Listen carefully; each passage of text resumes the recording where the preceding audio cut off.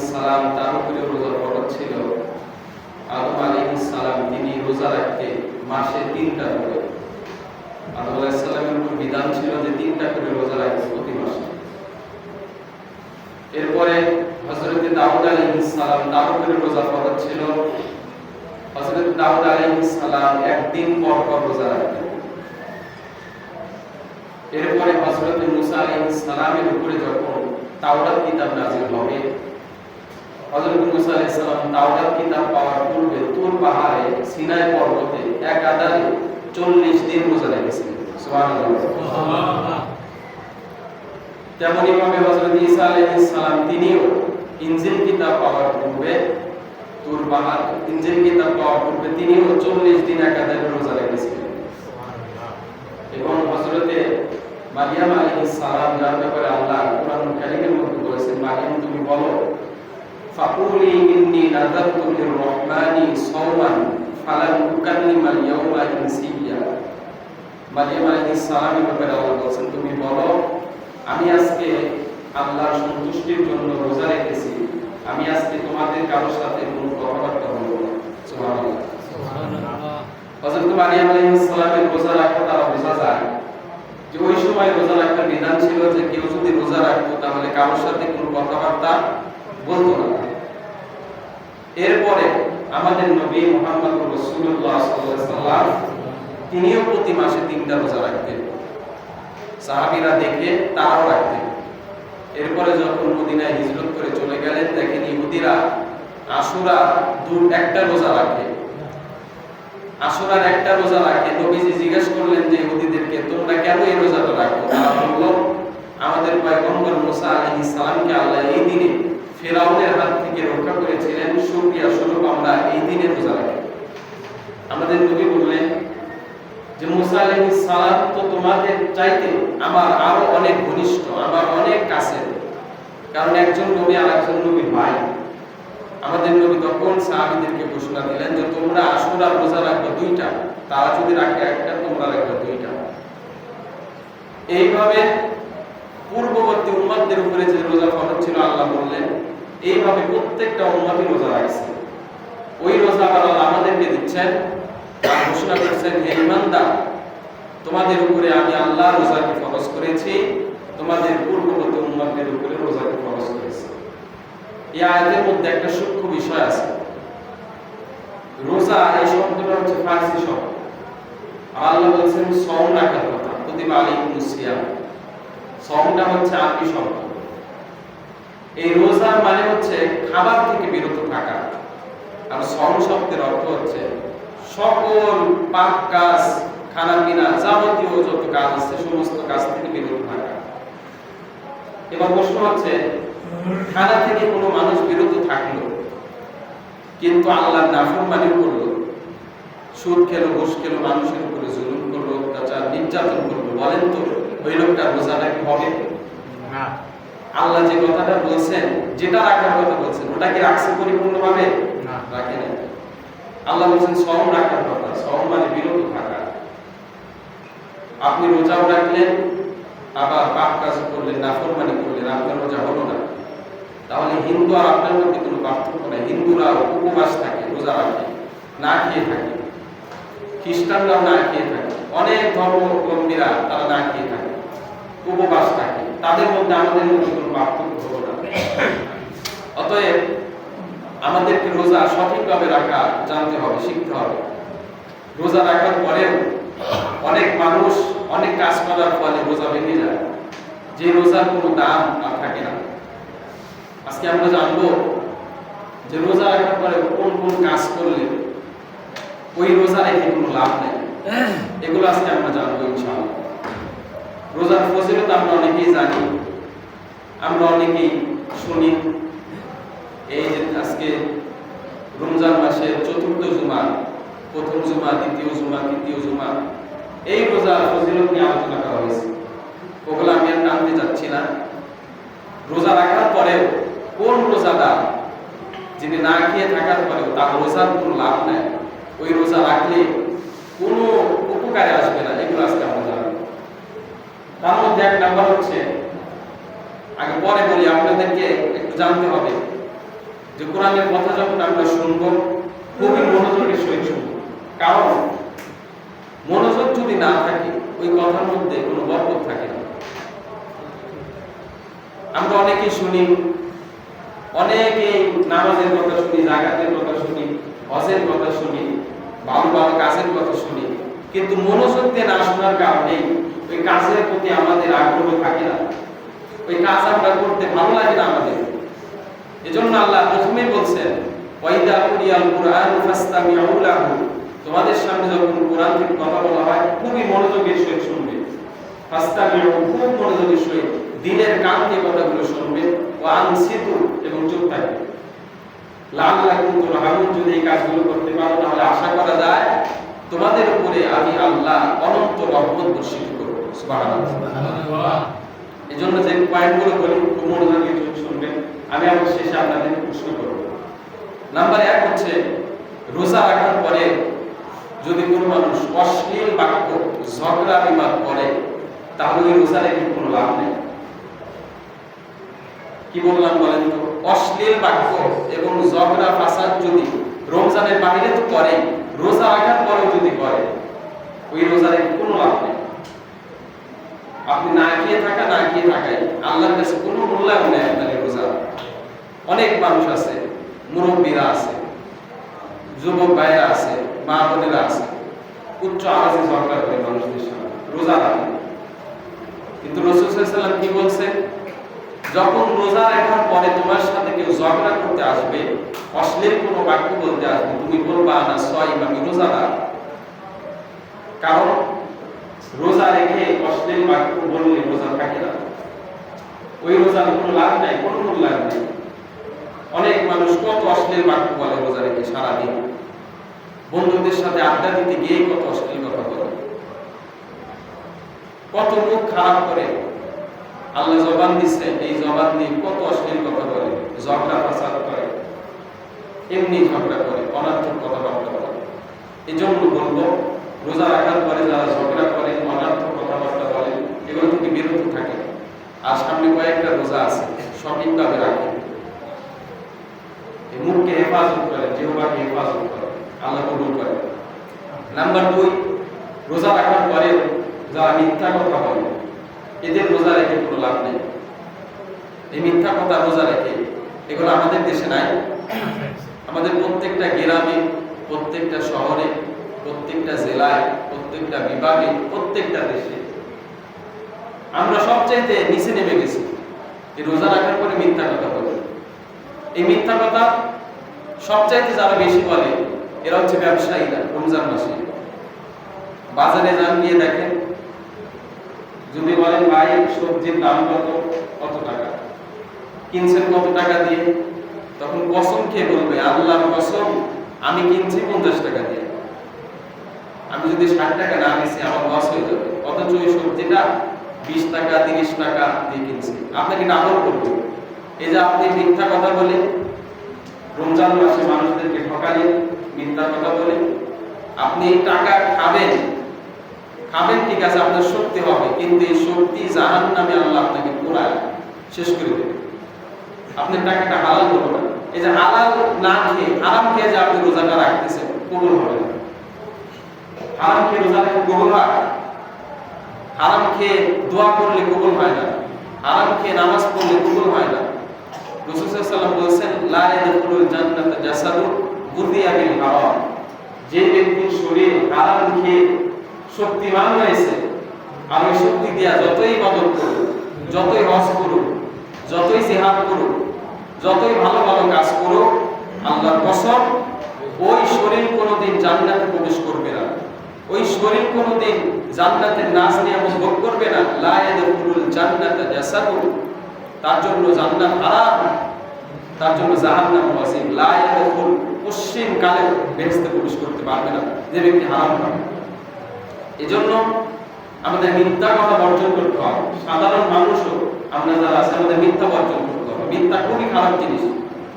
রাসূলুল্লাহ সাল্লাল্লাহু আলাইহি ওয়াসাল্লাম এক জায়গায় দাঁড়ায় আছে, দেখেন বাচ্চাদের সাথে মিথ্যা বলা যাবে না। একজন মা তার বাচ্চা ধরে খেলতেছে, ডাকতেছে বাবা এদিকে আসো, যদি এদিকে আসো তোমাকে এই জিনিসটা আমি দেব। এমনি হাত দিয়ে এভাবে ইশারা করতেছেন, দেব। হাতের মধ্যে কিছু দেখা যায় না। রাসূলুল্লাহ সাল্লাল্লাহু আলাইহি ওয়াসাল্লাম ওই মহিলাকে বললেন যে তুমি যে তোমার বাচ্চাটাকে ডাক দিলা, হাতের মধ্যে কিছু আছে কিনা আমি তো দেখতে পারতেছি না, তুমি যে ডাক দিলা এই জিনিসটা দেব, ও যদি তোমার কাছে আসে ওই জিনিসটার আশায় তুমি তাকে কি দিবা? তুমি কি আসলে তাকে কিছু দেবে? তখন ওই মহিলা বলল, ইয়া রাসূলুল্লাহ, আমি তাকে একটা খেজুর দেব, আমার হাতে একটা খেজুর আছে। রাসূল সাল্লাল্লাহু আলাইহি ওয়াসাল্লাম বললেন যে তুমি যদি আজকে তোমার এই বাচ্চাটাকে ডাকার পরে যদি এই খেজুরটা না দিতা অথবা কোনো কিছু যদি না দিতা, তাহলে আল্লাহর কসম তোমার এই নামটা মিথ্যাবাদীদের কাতারে উঠে যেত, তুমি মিথ্যাবাদী হয়ে যেতে, তুমি বাচ্চার সাথে মিথ্যা কথা বলতে। এজন্য অনেক লোক আছে দেখবেন ফোন দেয় যে ভাই আপনি কোথায় আছেন, বলে আমি অন্য জায়গায় আছি, কিন্তু এখনো বাসায় থেকে বেরিয়ে হয়নি। খুবই সাবধান আমাদের থাকতে হবে। রোজা রেখে মিথ্যা বলা যাবে না, রমজানের বাইরেও মিথ্যা বলা যাবে না। মিথ্যা অনেক জঘন্য।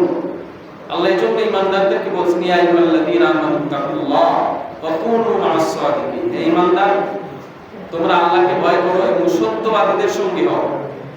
আবার আরেক জায়গায় বলছেন, ইয়া আইয়ুহাল্লাযীনা আমানু তাকুল্লাহ ওয়া কুলু কাওলান সাদীদা। আল্লাহ বলছেন, হে ঈমানদার, তোমরা আল্লাহকে ভয় করো এবং সদা সর্বদা সত্য কথা বলো, মিথ্যা দ্বারের কাছে গিয়ে যাও না। এজন্য মিথ্যা থেকে আমাদের বিরত থাকতে হবে। নাম্বার 3, আমাদের সকলকে রোজা রেখে গীবত থেকে বেঁচে থাকতে হবে। এই গীবত অনেক খারাপ একটা অভ্যাস, অনেক জঘন্য একটা গুনাহ গীবত। আল্লাহ রাব্বুল আলামিন বলেছেন, ওয়া ইউলি কুল্লি হুমাযাতিল লুমাযা। আল্লাহ বলেছেন তাদের জন্য ধ্বংস যারা মানুষের আগে এবং পিছনে গীবত করে, পরনিন্দা করে, তাদের জন্য ধ্বংস। আমাদের সকল গীবত থেকে বেঁচে থাকতে হবে। 2 জন মহিলা রোজা রেখেছে, রমজান মাসে রোজা রেখেছে, তো তাদের খুবই কষ্ট হচ্ছে, এমন অবস্থা, মরণপূর্ণ অবস্থা, ছটফট করতেছে। কিছু সাহাবী রাসূলুল্লাহ সাল্লাল্লাহু আলাইহি ওয়াসাল্লামের কাছে গিয়ে বললেন, ইয়া রাসূলুল্লাহ, এই 2 জন মহিলা রোজা রাখার পরে এত কষ্ট হইতেছে তাদেরকে যদি রোজা না ভাঙানো যায় তাহলে তারা মারা যাবে। রাসূল সাল্লাল্লাহু আলাইহি ওয়াসাল্লাম বললেন যে আবহাওয়াটা তো গরম না, খুবই শীতল ঠান্ডা আবহাওয়া, এর মধ্যে আবার এত অসুস্থ হয় কেমন, এত চাপ তার উপর কেমনে পড়ে? রাসূল সাল্লাল্লাহু আলাইহি ওয়াসাল্লাম তাদেরকে বললেন যে 2 জন মহিলাকে ডেকে নিয়ে আসো। রাসূল সাল্লাল্লাহু আলাইহি ওয়াসাল্লামের সামনে আনা হলো। আল্লাহ রাসূল ওই 2 জন মহিলাকে বললেন যে তোমরা মুখের মধ্যে পানি দিয়ে কুলি করো। যখন রাসূল সাল্লাল্লাহু আলাইহি ওয়াসাল্লামের কথা মতো ওই 2 জন মহিলা মুখের মধ্যে পানি দিয়ে কুলি করলো, তখন দেখা গেল যে বিন্দু বিন্দু টুকরা টুকরা গোশত তাদের মুখের মধ্য থেকে জমিনের মধ্যে কুলির সাথে বের হয়ে গেছে। নাউজুবিল্লাহ। আল্লাহ রাসূল বললেন, তোমরা কি গোশত খাইছো? কয় না, আমরা তো রোজা রাখছি। কয় গোশত কোথা থেকে আসলো? তখন রাসূল সাল্লাল্লাহু আলাইহি ওয়াসাল্লাম নিজেই জবাব দিলেন, ইয়া আইয়ুহাল্লাযীনা আমানু ইজতানিবু কাসীরাম মিনাজ-যন্নি ইন্না বা'দাজ-যন্নি ইসমুন ওয়া লা তাজাসসাসু ওয়া লা ইয়াগতাব বা'দুকুম বা'দা আইয়ুহিব্বু আহাদুকুম আন ইয়াকুলা লাহমা আখিহি মাইতান ফাকারিহতুমু। আল্লাহ রাসূল সাল্লাল্লাহু আলাইহি ওয়াসাল্লাম আয়াত তেলাওয়াত করলেন এবং তাদেরকে জানায় দিলেন যে ও মহিলারা, আবার ঈমানদারদেরকে বললেন, হে ঈমানদারেরা, তোমরা কি তোমাদের কোন ভাইয়ের, মৃত ভাইয়ের গোশত খাইতে কি তোমরা কি পছন্দ করবে? আল্লাহ আমাদেরকে প্রশ্ন করতেছেন, ঈমানদারগণ, তোমরা কি তোমাদের কোন মৃত ভাইয়ের, আপন ভাইয়ের গোশত খাইতে পছন্দ করবে? আপনারা বলেন তো, আপনার ভাই যদি মারা যায়, ওই ভাইয়ের, মৃত ভাইয়ের শরীরের গোশত খেতে আপনারা কি কেউ পছন্দ করবেন?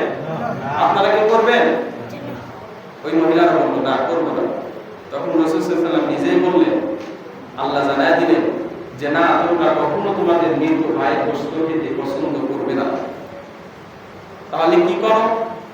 তোমরা যদি গীবত করো মানুষের আগে এবং পিছনে, তাহলে তোমাদের মৃত ভাইয়ের গোশত খেলে যেরকম কবিরা গুনাহ হয়, যদি গীবত করো ওরকম কবিরা গুনাহ তোমাদের আমলনামায় হবে।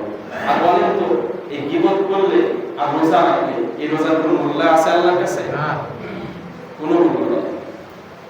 এজন্য গীবত থেকে বেঁচে থাকতে হবে। আমরা অনেকেই গীবত করি রমজান মাসে, অমুকে ভালো না, অমুকে ভালো না, এগুলো করা যাবে না, ঠিক না? গীবত থেকে আমাদের বেঁচে থাকতে হবে। যে গীবত করেন শোনেন, আপনি নামাজ পড়েন, রোজা রাখেন, হজ করেন, যাকাত দেন, যত সওয়াব আছে আপনার, আপনি জাহান্নামে গীবত করলে সকল সওয়াব তার আমলে চলে যাবে। এখন আপনি সারাদিন ইবাদত করলেন, রোজা রাখলেন, রাত্রিবেলা তারাবি করলেন, সাহরি খেলেন, ইফতার করলেন, কোরআন তেলাওয়াত করলেন, জিকির আজকার করলেন, এত কিছু করার পরে যদি আপনার সওয়াবটা অন্যের আমলনামায় চলে যায়, আপনার জন্য কি এটা খুব ভালো? না, মঙ্গল। কথা বলেন, মঙ্গল। এজন্য ইমামে আযম আবু হানিফা রাহমাতুল্লাহ আলাইহি তার একজন শাগির্দকে ডাকতে বললেন যে আমি মিষ্টি কিনে দিলাম, এই মিষ্টিটা তুমি অমুক বাড়ির ওই আলেমের কাছে নিয়ে যাও। ওই লোকটা আলেম ছিল, ওই আলেমের কাছে নিয়ে যাও। তখন তার শাগির্দ বলল, হুজুর আপনি যার বাড়িতে মিষ্টি পাঠাচ্ছেন ওই লোকটা তো সারাদিন আপনার নামে গীবত করে, সারাদিন আপনার পরনিন্দা করে, আপনার দুর্নাম করে। ইমামে আযম আবু হানিফা রাহমাতুল্লাহ আলাইহি বললেন যে তুমি আমার সাথে আলেমের বাড়িতে চলো। যখন গেল, শাগির্দ মিষ্টি দিল, লোকটা অবাক, ডাকতে বলতেছেন, হুজুর আপনি আমাকে মিষ্টি দিলেন, আমি তো সারাদিন আপনার নামে গীবত করি, পরনিন্দা করি, চগলখড়ি করি। ইমামে আযম আবু হানিফা রাহমাতুল্লাহ আলাইহি বললেন, তুমি একজন আলেম, তুমি কি জানো না যে যদি কোনো মানুষ অন্য মানুষের নামে গীবত করে তাহলে ওই ব্যক্তির সকল সওয়াব ওই ব্যক্তির আমলনামায় চলে যায়? তখন লোকটা বলল, হ্যাঁ আমি এটা জানি। তাহলে সমস্যা কোথায়? তোমার যত ইবাদত আছে তুমি আমার নামে গীবত করতেছো, আমার তো উপকারই করতেছো, আমার নামে গীবত করে যত সওয়াব আছে সব আমাকে দিয়ে দিচ্ছ, তাহলে আমার উপকার করতেছো। এত বড় উপকার তুমি করলা যে কিয়ামতের ময়দানে মানুষ একটা নেকি দেবে না, আর তুমি শত শত হাজার হাজার তাহাজ্জুদের নামাজের নেকি, রোজার নেকি, নামাজের নেকি, তাসবিহ নেকি, কোরআন তেলাওয়াতের নেকি, এত কিছু আমাকে না চাইতে দিচ্ছ, তাহলে তুমি তো আমার বড় উপকার করতেছো, এইজন্য তোমাকে মিষ্টি দিচ্ছি। লোকটা পায়ে পড়ে গেল আর বললেন, হুজুর আমি ভুল করে ফেলেছি, আমার এটা করা উচিত হয় নাই। ইমামে আযম আবু হানিফা রাহমাতুল্লাহ আলাইহি তাকে ক্ষমা করে দিলেন। এজন্য গীবত থেকে আমাদের বেঁচে থাকতে হবে। যে গীবত করেন, আপনাদেরকে একটা উদাহরণ দিলে বুঝবেন যে ক্ষেতের চতুর্দিকে মাটি দিয়ে আল দিয়ে রাখছেন, এক সাইডে আপনি কেটে দিচ্ছেন, যত পানি আপনি ক্ষেতের মধ্যে দেন না কেন ওই ক্ষেতটা কি পরিপূর্ণভাবে ভরবে? এক সাইড দিয়ে সকল পানি বের হয়ে যাবে। তো রাসূল সাল্লাল্লাহু আলাইহি ওয়াসাল্লাম বললেন, এটাই হচ্ছে গীবতের গুনাহ। তুমি গীবত করে তোমার আমলের যে বাক্সটা আছে, ক্ষেতটা আছে, ওই ক্ষেতটা তুমি ছিদ্র করে ফেলে দিছো, আর ওই জায়গার মধ্যে তুমি নামাজ নামক ফসল লাগাইতেছো, রোজা নামক ফসল লাগাইতেছো, আর পানি দিচ্ছ, ইবাদতের পানি দিচ্ছ, সওয়াবের পানি দিচ্ছ। আল্লাহর কসম তোমার ওই বাক্সের মধ্যে সওয়াব জমা হচ্ছে না, এক সাইড দিয়ে বের হয়ে যার নামে গীবত করছো তার আমল নামে চলে যাচ্ছে। এজন্য কিছু মানুষ কিয়ামতের ময়দানে উঠবে, ওঠার পরে অবাক হয়ে যাবে আমলনামা দেখে। আল্লাহ যখন বলবে, ওয়াকুদি আল কিতাব ফাতারাল মুজরিমিনা মুশফিকিনা মিম্মা ফি ওয়া ইয়াকুলুনা ইয়া ওয়াইলাতানা মা লিহাদাল কিতাব লা ইউগাদিরু সগীরাতান ওয়ালা কাবীরাতান ইল্লা আহসাহা। আর জায়গা আল্লাহ বলেছেন, ইকরা কিতাবাক কাফা বিনাফসিকা আল-ইয়াওমা আলাইকা হাসিবা। আমলনামা যখন দেবে আল্লাহ বলবে, ইকরা, পড়ো, কিতাবাক, তোমার কিতাব তুমি পড়ো। তখন আমলনামা পড়বে আর অবাক হয়ে যাবে, এই আমি রমজানের 30টা রোজা রাখলাম, তারাবি করলাম, সেহরি খেলাম, ইফতার করলাম, অন্যকে ইফতার করালাম, এত কিছু করার পরে আজকে আমার সওয়াবটা কই? এই রমজানের সওয়াব তো দেখতেছি না, তারাবির সওয়াব তো দেখতেছি না। অথচ আল্লাহ যে বললেন রমজানে 1 টাকা দান করলে 70 টাকা দানের সওয়াব, এক কোরআন খতম দিলে 70 কোরআন খতম দেওয়ার সওয়াব, একটা নফল করলে ফরজের সমান সওয়াব, এগুলো কোথায়? যখন অবাক হয়ে যাবে তখন আল্লাহ রাসূল বলবেন, আল্লাহ স্বয়ং ফেরেশতাদের মাধ্যমে জানাবেন যে তোমাদের কাছে কি খবর যায় নাই যে গীবত করার পরে যদি আমল করো ওই আমল আর থাকে না? তখন তারা হতাশ হয়ে যাবে, অবাক হয়ে যাবে। বলেন তো ওই দিন হতাশ হয়ে, অবাক হয়ে আর কোনো কাজে আসবে আপনার? না, কোনো কাজে আসবে না। রাসূল সাল্লাল্লাহু আলাইহি ওয়াসাল্লাম সাহাবীদেরকে বললেন, আচ্ছা বলো তো প্রকৃত গরীব কে? সাহাবীরা বললেন, যার কাছে টাকা নেই সে গরীব, যার কাছে অর্থ নাই, ক্ষমতা নাই, ঘর বাড়ি নেই, ওই ব্যক্তি গরীব। আল্লাহ রাসূল বললেন, না, প্রকৃত গরীব সে যে ব্যক্তি দুনিয়াতে আমল করার পরে কিয়ামতের কঠিন ময়দানে আমল আর পায় না, নেকি আর পায় না, জাহান্নামে চলে যায়, ওই ব্যক্তি সবচাইতে গরীব। খাসিরাত দুনিয়া ওয়াল আখিরাহ, দুনিয়াতেও ক্ষতিগ্রস্ত, আখিরাতেও ক্ষতিগ্রস্ত। এজন্য গীবত থেকে বেঁচে থাকতে হবে। নাম্বার 3, আমাদের অনর্থক কথাবার্তা থেকে বেঁচে থাকতে হবে। যদি রোজাও রাখেন অনর্থক কথাবার্তা বলেন, ওই রোজার কোনো মূল্য আল্লাহর কাছে নেই। তাহলে এক নাম্বার বললাম ঝগড়া এবং অশ্লীল বাক্য বর্জন করতে হবে, 2 নাম্বার মিথ্যা বর্জন করতে হবে, 3 নাম্বার গীবত বর্জন করতে হবে, আর 4 নাম্বার অনার্থক কথাবার্তা বর্জন করতে হবে। একটা মজার বিষয় হচ্ছে 4টা জিনিসই জিহ্বা দ্বারা হয়। আপনি যদি অনার্থক কথাবার্তা বলেন, কি দিয়া বলেন? বলেন জিহ্বা দিয়ে বলেন না। মিথ্যার কথা যে বললেন, কি দিয়া বলেন? জিহ্বা দিয়ে তো বলেন। গীবত করেন, কি দিয়ে করেন? জিহ্বা দিয়ে তো করেন। অশ্লীল বাক্য ঝগড়া আপনি করেন, কি দিয়ে করেন? জিহ্বা দিয়ে করেন। অতএব এই 4টা অপরাধ থেকে আপনি বাঁচবেন তখন জিহ্বাকে হেফাজত করবেন। যতক্ষণ না জিহ্বাকে হেফাজত করতে পারবেন ততক্ষণ 4টা অপরাধ থেকে বাঁচতে পারবেন। এজন্য রাসূল সাল্লাল্লাহু আলাইহি ওয়াসাল্লাম বলেছেন, তোমরা আমাকে 2টা জিনিসের জিম্মাদার দাও, আমি তোমাদেরকে জান্নাতের জিম্মাদারি দিয়ে দেব।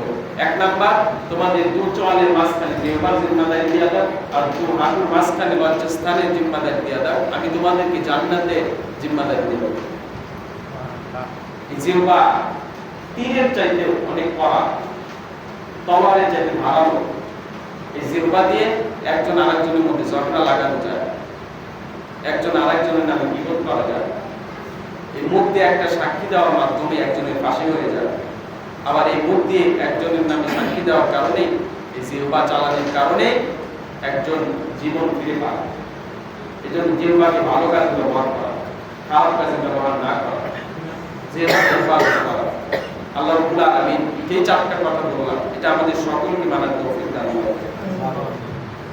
এবার আসেন আরেকটা হাদিস বলে শেষ করে দিচ্ছি। এই রমজান মাসে আরেকটা কাজ আছে যেগুলো যদি আপনি না করেন আপনি ধ্বংস। রাসূল সাল্লাল্লাহু আলাইহি ওয়াসাল্লাম একটা হাদিসের মধ্যে বলেছেন যে তিনি খুতবা দেওয়ার জন্য মিম্বারের উপরে উঠেছেন। মিম্বারের পায়া কয়টা বলেন তো? 3টা। এই 3টা পায়া, প্রথম পায়ের উপরে যখন রাসূল সাল্লাল্লাহু আলাইহি ওয়াসাল্লাম পা রাখলেন, জিবরাইল আমিন জানায় দিচ্ছেন, ইয়া রাসূলুল্লাহ, আপনার নাম শোনার পরেও যারা দরুদ পড়লো না তারা ধ্বংস হবে। নাউজুবিল্লাহ বলেন। 2 নম্বরে পিতামাতা পাওয়ার পরেও যে ব্যক্তি জান্নাত কামাই করতে পারলো না তারা ধ্বংস হবে। রাসূল বললেন আমিন। 3য় পায়ের উপর রাসূল পা রাখলেন, জিবরাইল আমিন বলল, রমজান পাওয়ার পরে যারা গুনাহ মাফ করাইতে পারলো না তারা ধ্বংস হবে। রাসূল বললেন আমিন। 3টাতে আমিন বললেন।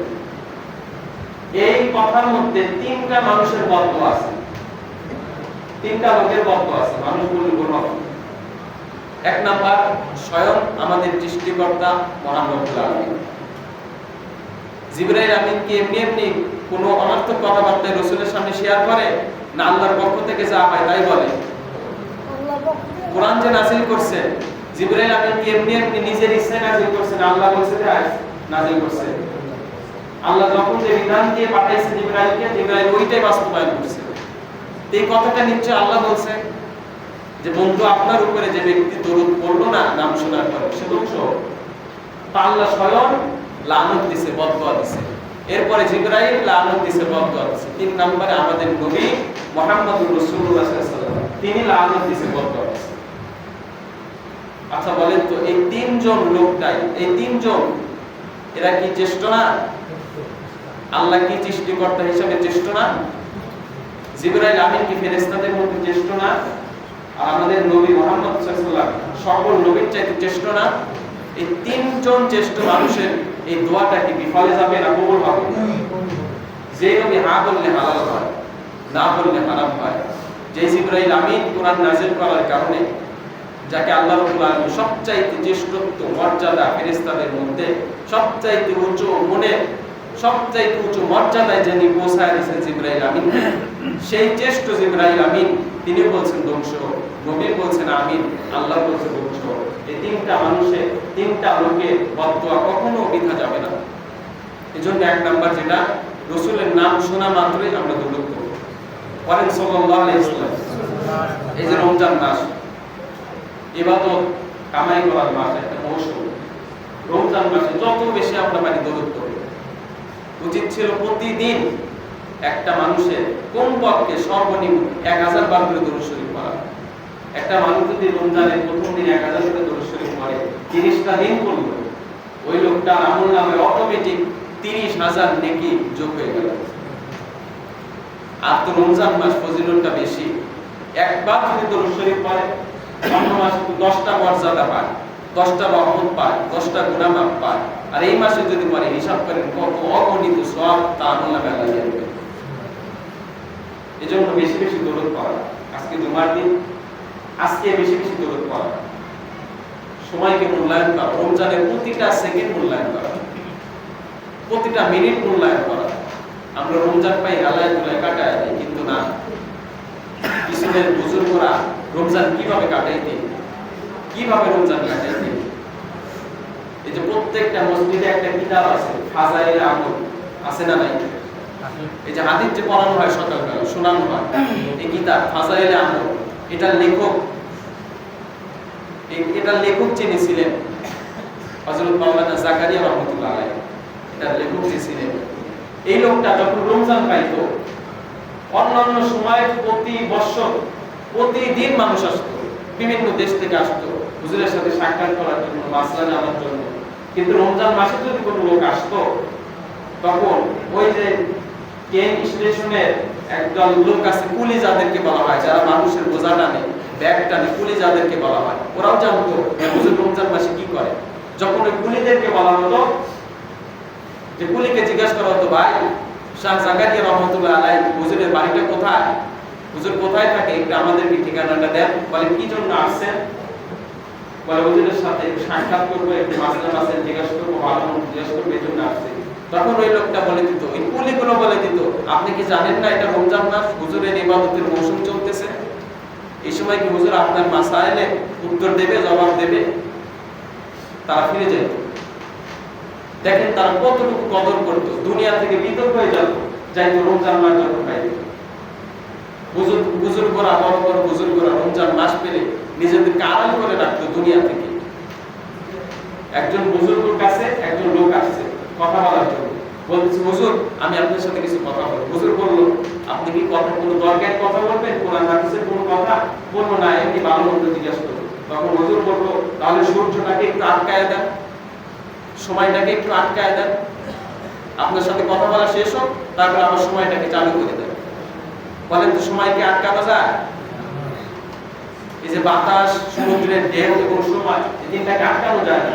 তার মানে তিনি বুঝাইলেন যে তোমার সাথে যতটুকু কথা বলবো, অনার্থক কথা হবে, আমার গুনাহ হবে, আমি কি হিসাব দেবো মালিকের কাছে? সময়টা আটকায় দাও, তোমার সাথে কথা বলবো। এরকম গুরুত্ব নিয়ে তারা রমজান কাটায়।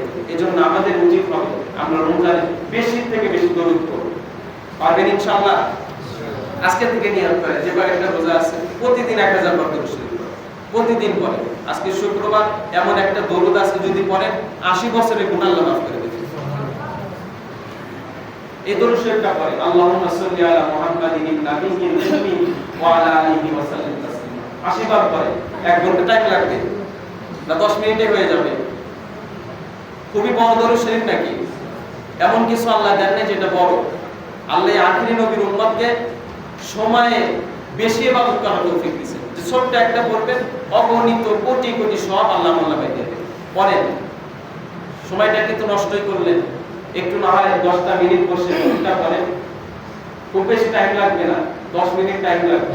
যারা পড়েন তারা জানেন খুব বেশি টাইম লাগে না।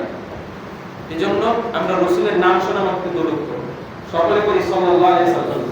2 নাম্বার যেটা, পিতামাতাকে পাওয়ার পরে যে ব্যক্তি জান্নাত কামাই করতে পারবে না, তারা ধ্বংস হবে। রাসূল বদদুয়া দিলেন, আল্লাহ বদদুয়া দিলেন, জিবরাইল আমিন বদদুয়া দিলেন। পিতামাতা যাদের বেঁচে আছে তাদের খেদমত করবেন, তাদের পায়ের নিচে জান্নাত, এটা মনে রাখবেন। ইমাম শাফি রহমাতুল্লাহ আলাইহি তার মাকে ঘুম পাড়াইতেন, মাথা হাত দিয়া ঘুম পাড়াইতেন। তার মা যখন ঘুমায় যাইত, ইমাম শাফি রহমাতুল্লাহ আলাইহি তার মায়ের পা যে আছে, এই পায়ের মধ্যে জিহ্বা দিয়ে চাপুন দিতেন। দেখবেন পায়ের নিচে যদি হাত লাগায় কেমন একটা সুরসুরি ভাব হয় না? তো জিহ্বা দিয়ে যখন চাপুন দিতেন, তখন তার মা চমকে উঠতো আর বলতো, বাবা তুমি কি করো, তুমি আমার পায়ের মধ্যে কেন চাপুন দাও? তখন ইমাম শাফি রহমাতুল্লাহ আলাইহি বলতেন, না, এটা তো তোমার পা না, আমি আমার জান্নাতের মধ্যে চাপুন দিয়েছি। এজন্য মা বাবার কদর করা, যাদের মা বাবা বেঁচে আছে তাদের মা বাবাকে সন্তুষ্ট করা, জান্নাত কামাই করা। 3 নাম্বার যেটা রোজার ব্যাপারে রাসূল সাল্লাল্লাহু আলাইহি ওয়াসাল্লাম বলেছেন, যে ব্যক্তি রমজান পাওয়ার পরে গুনাহ মাফ করাইতে পারবে না, সে ধ্বংস হবে। আমাদের প্রত্যেকের জীবনে গুনাহ আছে, কম বেশি প্রত্যেকের জীবনে গুনাহ আছে, গুনাহ ছাড়া কোনো মানুষ নাই। এই যে রহমতের 10 দিন চলে গেল, মাগফিরাতের 10 দিন চলে গেল, নাজাতের 10 দিন চলে যাবে, এই সময়টাকে আরো অবহেলা করেন না, আরো অবহেলা করেন না, একটু আল্লাহর কাছে মাফ চান। কারণ গুনাহ যে মাফ করে তো পালন মাসে ধ্বংস, রমজান মাসে তো বরকতপূর্ণ মাস, এই মাসে যারা গুনাহ মাফ করে তো পালন করে ধ্বংস। কেমনে গুনাহ মাফ করবো চিন্তা আমাদের মধ্যে নাই, আমরা তো শুধু দুনিয়া নিয়ে ব্যস্ত। এই জন্য আর বেশি কিছু বলতে যাচ্ছি না। যারা রমজান পাইছেন, এখন পর্যন্ত বেঁচে আছেন, হায়াতের কোনো নিশ্চয়তা নাই, এই জন্য গুনাহ মাফ করা। গুনাহ ছাড়া আপনি গুনাহ যদি থাকে জান্নাতে যেতে পারবেন। একটা গুনার জন্য ৭,০০০ বছর করে জাহান্নামে রাখবেন, যে আপনি একটা সেকেন্ড সহ্য করতে পারবেন না, আর ৭,০০০ বছর কোশ্চেন কারো সহ্য করতে পারবেন না। এই জন্য গুনাহ যাদের আছে মাফ চান, আল্লাহর কাছে বেশি বেশি মাফ চান, তাহাজ্জুদ করে হাত তুলে সর্বদা ইস্তিগফার করেন, আল্লাহর কাছে